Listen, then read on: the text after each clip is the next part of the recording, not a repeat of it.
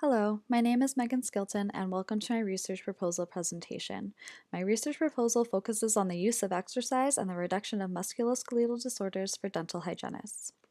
This is the basic overview of how this presentation is laid out. Practicing dental hygienists face the risk of developing musculoskeletal disorders, or MSDs for short, over the duration of their career due to repetitive and precise motions and awkward operator positioning. MSDs are an occupational risk for practicing dental hygienists as they can, and often do, develop painful disorders commonly affecting the wrists, hands, neck, shoulder, upper and lower back, and spine. It has been reported that the prevalence of MSDs in dental hygienists is anywhere between 60 to 96%. This range is dependent on the body type affected, with a higher percentage affecting the neck, shoulder, wrist, and back. Instead of using medication and surgery to correct or reduce pain for some of these MSDs, this research proposal aims to analyze if exercise is a preventative measure in reducing the onset of MSDs and if exercise can reduce bodily pain associated with MSDs. The main themes of the literature review are listed on this slide. As previously stated, there is a high prevalence of MSDs among dental hygienists, especially for those who have been practicing for many years. Multiple studies examined dental hygiene students and found that students in their last year of study had more bodily pain than those in their first year. The significance of MSDs and the associated pain for hygienists is alarming, especially because pain can be developing while studying to be a dental professional. This raises questions about the correct ergonomics, positioning, instrumentation, and techniques used and taught to the profession that are required daily tasks. Another common theme among the included literature is that risk factors for developing MSDs are related to the posture and movement, or lack of movement, throughout patient appointments and the working day. Multiple studies have found that upper body pain and MSDs stemmed from working with repetitive motions, stationary and awkward positions, sitting for prolonged periods of time, poor posture, and pinched grasp of instruments. Studies have found that with longer duration of practicing, such as dental hygienists who have been practicing for 10 years, reported more pain than those who have only been practicing for 5. A major impact of MSDs involved a decreased quality of life. With an increase in upper body pain, some hygienists have reduced working hours, resulting in financial constraints for those who are physically unable to work full-time hours. Also, studies found that many hygienists feel that they can't change careers for lack of education and don't want to lose the high compensation they currently receive. Additionally, dental hygienists who suffer from pain and don't pursue any forms of treatment or prevention may be forced to leave clinical practice earlier than they would like. Once symptoms of pain begin at work, it can affect life outside of work by limiting mobility and flexibility, range of motion, and limiting some activities and exercises. One study outlined a number of stretches and exercises to help relieve pain in the upper body for hygienists. However, these exercises were used once the pain had already been experienced, so it is unclear if they could prevent the onset of pain. A study completed in 2011 found that hygienists who use conventional therapy or alternative medicine, such as yoga, exercise, massage, or acupuncture, had less pain than those who didn't use any interventions, and participants reported greater overall health, career satisfaction, and could work their desired hours. Another study done on prevention strategies also found that hygienists who practice with correct posture, have ergonomic friendly instruments and workstations, take frequent stretching breaks, and participate in regular exercise experience less pain. With the included literature, it can be perceived that MSDs are a strongly afflicting disorder affecting a significant number of dental hygienists and dental hygiene students.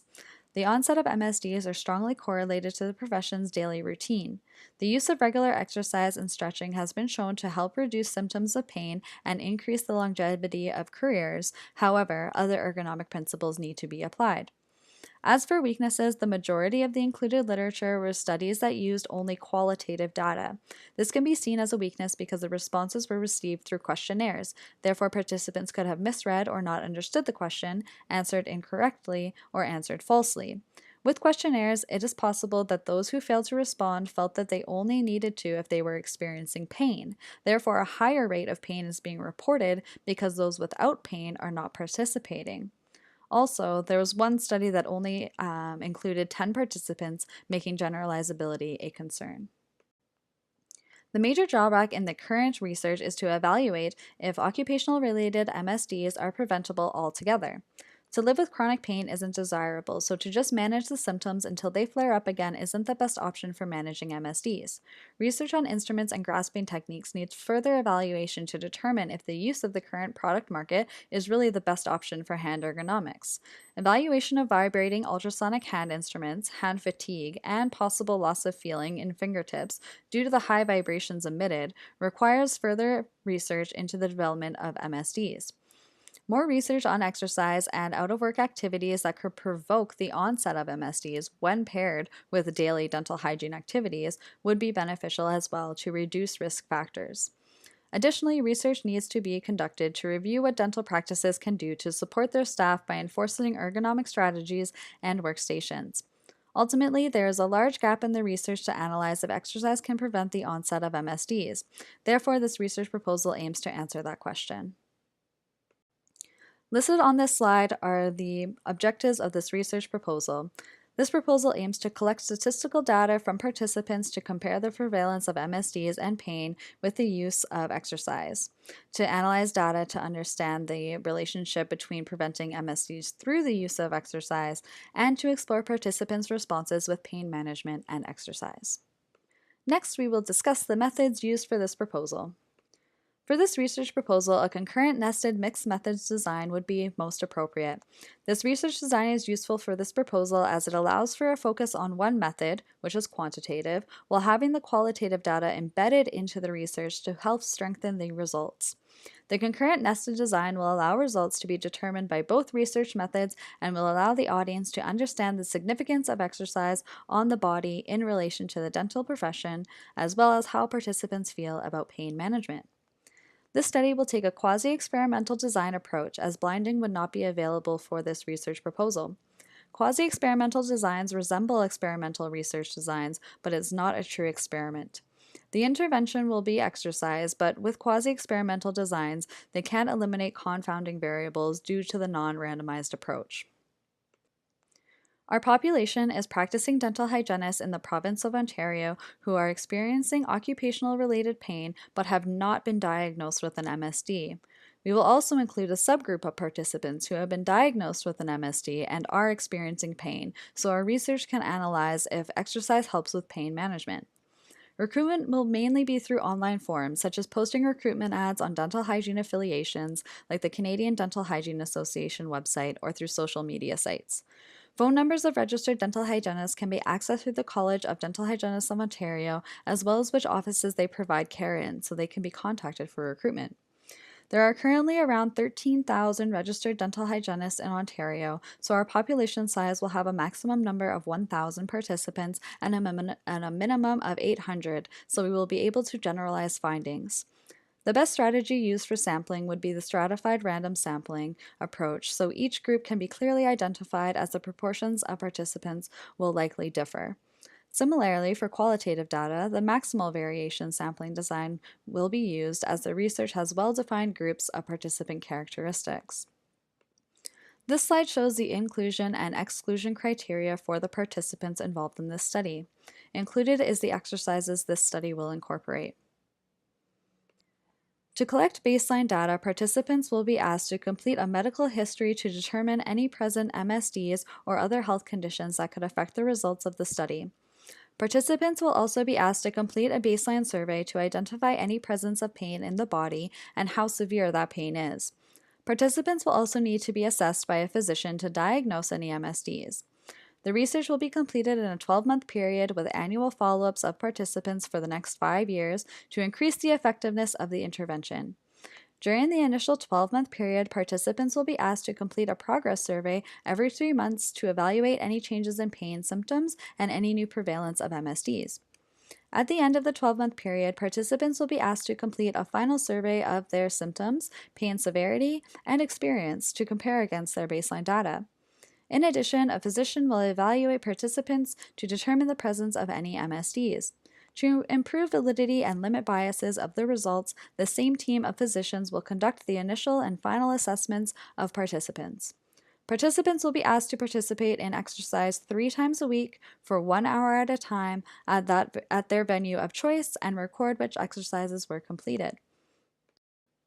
With surveys, the participants will answer questions using a scale from 1 to 5 for symptoms of pain, as this data can be coded and used for statistical analysis.